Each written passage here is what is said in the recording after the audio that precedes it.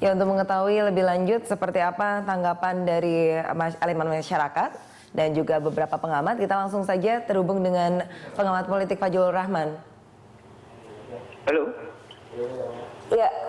Selamat pagi. Selamat pagi Mas Fajrul. Baik, selamat pagi. Apa kabar? Iya, baik Mas Fajrul. Sebagai aktivis anti korupsi, seperti apa tanggapan Anda Mas ini terhadap penetapan Abraham Samad sebagai tersangka kasus pemalsuan dokumen? Iya, sebagai jubir Koalisi Masyarakat Anti Korupsi atau Kompak masih juga bersama para akademisi, intelektual begitu, dan juga buat saya pemerintah juga sebenarnya dalam satu posisi kita tetap berada dalam titik yang tidak pernah berubah, yaitu melakukan upaya agar Indonesia bebas dari korupsi begitu ya, karena Indonesia kan darurat korupsi. Dan kedua, kita tetap membela lembaga Komisi Pemberantasan Korupsi, dan apabila ada orang-orangnya gitu ya, siapapun baik komisioner atau pegawainya atau siapapun yang diduga atau patut diduga terkena kasus-kasus tertentu baik berbau pidana atau perdata, itu hendaknya diselesaikan sebagai problem pribadi. Anda melihatnya ini masalahnya sepele nggak sebenarnya Mas Fajrul? Kasus pidana sama saja antara sepele dan tidak sepele, tapi menjadi tidak sepele karena misalnya dikaitkan dengan satu momentum yang kami sebut kriminalisasi terhadap lembaga ya. Yang kami ingin lepaskan adalah supaya kriminalisasi terhadap lembaga itu tidak dikaitkan kepada persoalan pribadi. Sama seperti imbauan kami juga kepada Komjen Biki kan, beliau terkena sebagai pribadi bukan sebagai lembaga kepolisian. Jadi kita sebagai orang yang subjek hukum begitu di Indonesia harus yakin betul problem-problem hukum itu bisa terkena kepada siapapun, dan hendaknya apabila kita terkait dengan lembaga tidak dikaitkan dengan lembaga. Dan kasus pribadi kan bisa diselesaikan misalnya seperti itu, tapi karena momentumnya tampaknya ingin menghabisi KPK, nah makanya kami turun, LSM turun, akademisi turun, kemudian juga intelektual, dan kemudian kami juga berharap pemerintah, makanya misalnya Pak Jokowi kan membuat tim 9 yang diketuai oleh Pak Safi Ma'arif. Itu adalah upaya-upaya untuk mempertahankan lembaga KPK dan mempertahankan ide membersihkan Indonesia dari korupsi, karena Indonesia memang sedang mengalami darurat korupsi. Bagaimana Anda, Mas Fajrul, kalau boleh saya potong, bagaimana Anda membuat satu konklusi mungkin ya, antara kaitannya dengan hari ini KPK sebenarnya setelah kemarin putusan pra-peradilan itu kan akan menggugat kembali putusan Hakim Sarpin ke KY. Nah, Anda bagaimana melihat ini, kemudian ada penetapan ini?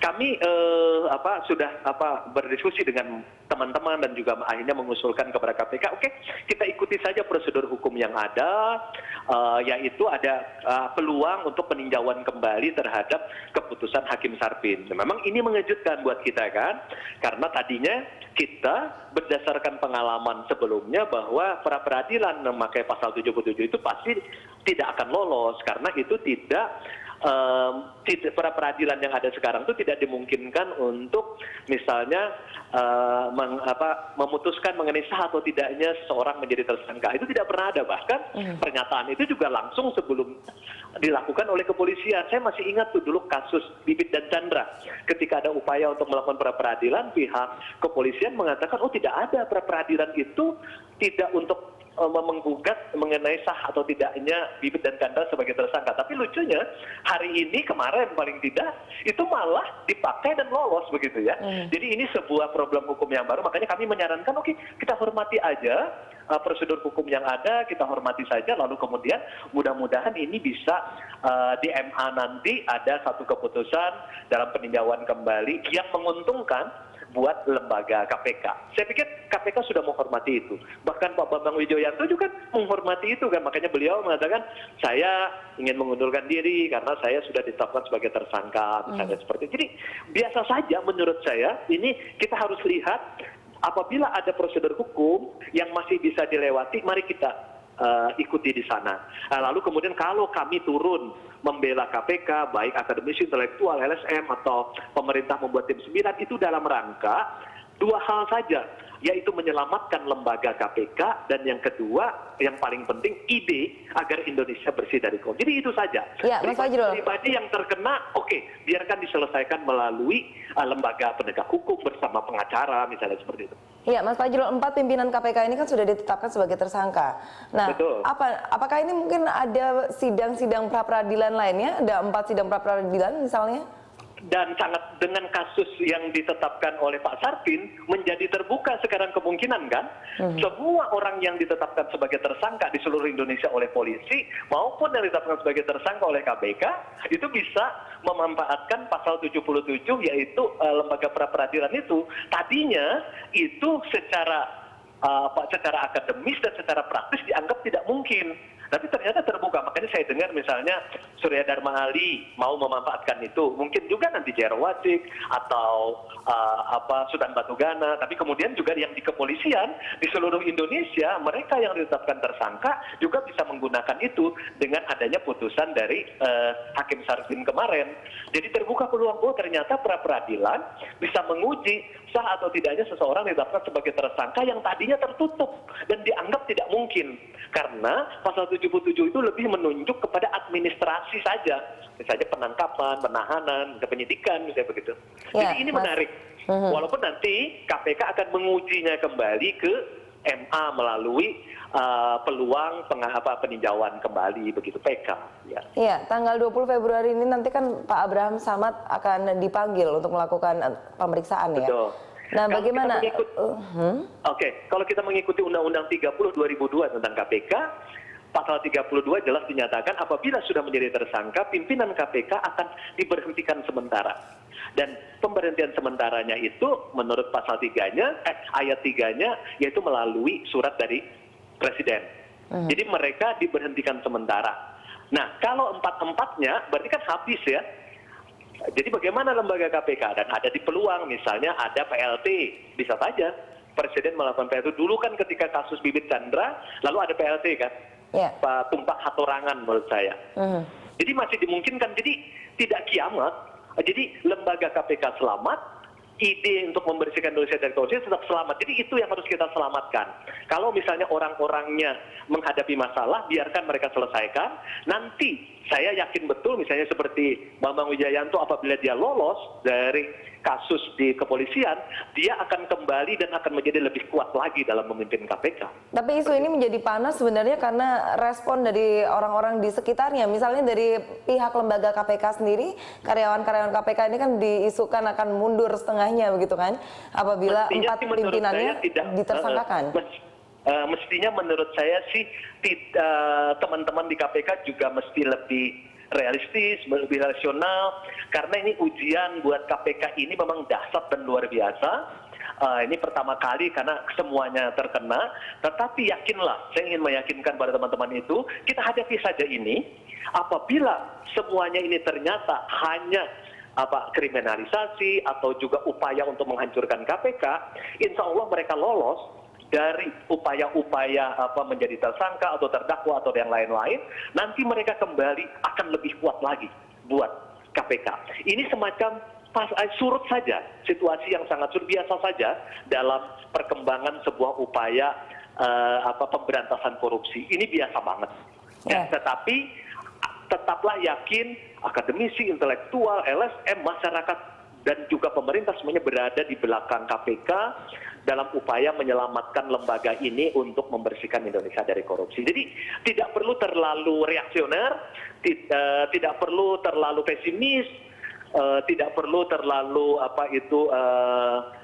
membuat situasinya menjadi buruk, tetapi tetap optimis, tetap realistis, tetap rasional, dan kita insya Allah bersama-sama bisa keluar dari ujian yang sangat berat, memang sangat berat, saya bisa merasakan. Ya, Mas Fajrul, ini kan ada satu rencana dari Menkumham, Yasona Laoly, katanya akan menerbitkan Perpu pengganti undang-undang apabila nanti ternyata keempat pimpinan KPK ini ditetapkan sebagai tersangka. Bagaimana Anda merespon hal tersebut? Tidak ada masalah sebenarnya. Apabila, karena kan juga menurut Undang-Undang 2002 tentang KPK itu, mereka kan cuma diberhentikan sementara. Jadi kalau ternyata dalam perkaranya mereka ternyata tidak, mereka lolos, toh mereka kembali lagi nggak ada masalah sebenarnya, sama sekali tidak ada masalah. Jadi tidak diberhentikan mereka ini, cuma mereka sedang dikriminalisasi atau dalam tanda petik mereka mengalami masalah yang dikaitkan dengan problem pidana. Mudah-mudahan mereka lolos dari sana. Setelah lolos, karena diberhentikan sementara, mereka akan kembali lebih kuat lagi dalam memimpin KPK. Ya, tadi soal PLT Mas Fajrul. Ya. PLT nggak ada masalah, nggak ada masalah. Nanti mudah-mudahan, nah ini yang akademisi intelektual atau LSM bisa menyusulkan siapa sih yang cocok menjadi PLT misalnya. Prosesnya seperti apa idealnya, Mas? Yang idealnya kan dulu kan orang yang pernah di KPK. Dulu misalnya kalau waktu kasus Bibit dan Chandra, kan yang dikeluarkan adalah nama Pak Tumpak Hatorangan kan? Karena sebelumnya pernah ada di sana. Itu memang cara yang mudah menurut saya dan juga masuk akal. Ambil saja orang-orang yang dulu sebagai PLT, ambil saja orang-orang yang dulu pernah menjadi pimpinan KPK dan ternyata lolos bersih begitulah ya. Karena juga sifatnya kan sementara. Sambil kemudian yang sekarang mengalami masalah, menghadapi masalahnya, lalu mereka akan kembali lagi nanti menggantikan pimpinan yang ada. Biasa saja. Jadi tidak perlu terlalu reaktif, tidak perlu terlalu pesimis sama situasi ini. Perlu tidak Presiden Jokowi turun tangan untuk hal ini, Mas Fajrul? Ini kan salah satu upaya turun tangan kan, misalnya dengan membuat tim 9, kemudian upaya turun tangan misalnya kalau misalnya nanti apa yang tadi dikatakan soal keterlibatan Menkumham gitu ya, itu kan upaya turun tangan. Toh nanti PLT juga tanda tangan dari Presiden kan, misalnya seperti itu. Jadi lebih baik menurut saya semuanya dilihat dalam kerangka hukum saja. Sepanjang dalam kerangka hukum, sepanjang ada prosedurnya, kita ikuti aja. Sama seperti KPK juga kalau misalnya mengatakan kepada pihak yang terkena kasus ya, oke, kita ikuti saja pengadilan di tipikor. Kalau nanti kalah di tipikor bisa naik di banding. Nanti kalau kalah banding bisa naik kasasi. Kalau kalah kasasi bisa naik ke PK. Bahkan PK itu pun bisa berkali-kali kan. Jadi kita ikutin aja prosedur hukumnya. Makanya saya senang sekali KPK mengatakan dalam kasus Sarpin kemarin, Hakim Sarpin, mereka berencana akan mengajukan peninjauan kembali ke Mahkamah Agung. Buat saya itu bagus banget. Ya, tapi pun misalnya kita belajar gitu kan ya. Ya, misalkan nanti dikabulkan oleh gugatan KPK tersebut di MA misalnya. Tapi jika tidak ada 4 pimpinan, lantas akan seperti apa? Apakah ya itu kan PLT kan dimungkinkan oleh undang-undang juga. Ya, penunjukan PLT ini berapa lama sih, Mas? Kalau dalam kasus Bibit dan Chandra dulu cepat banget tuh. Karena dianggap situasinya mendesak, lalu kemudian tidak berapa lama, lalu kemudian Pak Tumpak Hatorangan menjadi PLT. Terus kemudian setelah kasus itu selesai, Pak Tumpak kemudian mengundurkan diri. Kemudian pimpinan KPK kembali yang sebelumnya. Padahal waktu itu Bibit dan Chandra sempat ditahan loh, 4 hari 5 malam. Kita review kembali ya untuk kasus Samad yang pemalsuan dokumen ini, kan ada 3 kasus Abraham Samad. Nah, ini mulai dari tanggal 5 Februari, Mas, sudah dimulai pemeriksaan ini.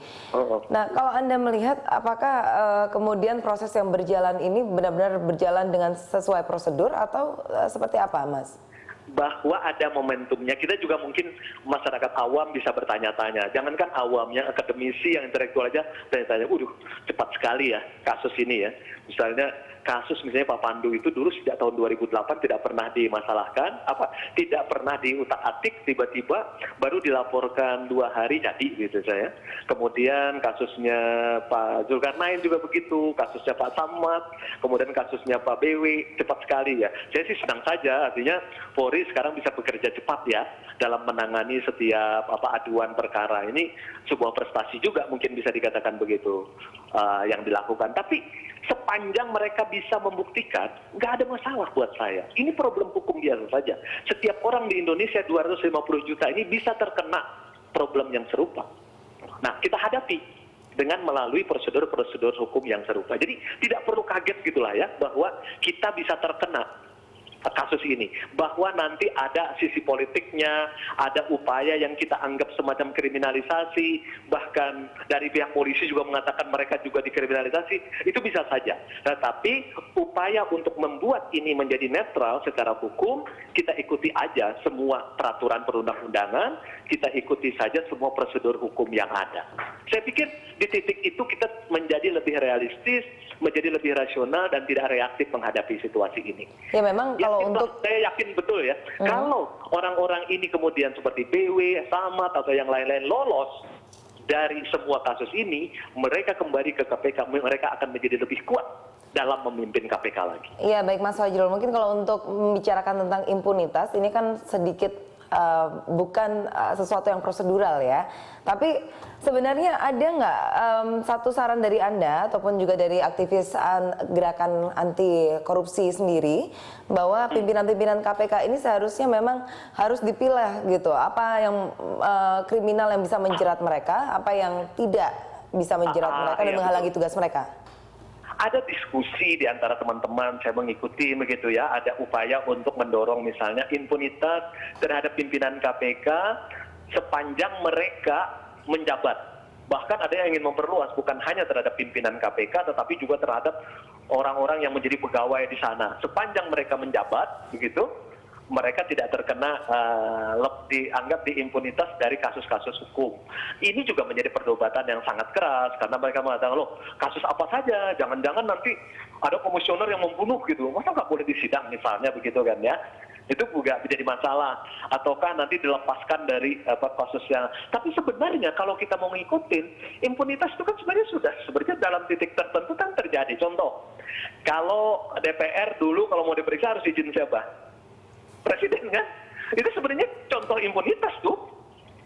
Jadi sepanjang tidak ada izin dari presiden maka mereka tidak bisa diperiksa misalnya kayak begitu. Tapi sekarang kan sudah diubah begitu. Jadi ada sejumlah contoh-contoh impunitas yang sebenarnya bisa dipakai. Cuma memang ini bisa menjadi diskusi publik yang sangat menarik dan ulur tariknya luar biasa. Makanya cara yang paling jalan jangka pendek aja udahlah, kita ikuti aja prosedur hukum yang ada sambil kita merancang ke depan seperti apa. Misalnya saya ya, dalam kasus Pak Sarpin ini, saya kemudian dengan teman-teman berpikir, ini kan yang dulu oleh ahli-ahli hukum pidana dinyatakan bagusnya ada Perpu, peraturan pengganti undang-undang atau rancangan undang-undang atau undang-undang tentang pra-peradilan yang diperluas supaya semua orang yang ditetapkan sebagai tersangka bisa menguji sah atau tidaknya mereka jadi tersangka.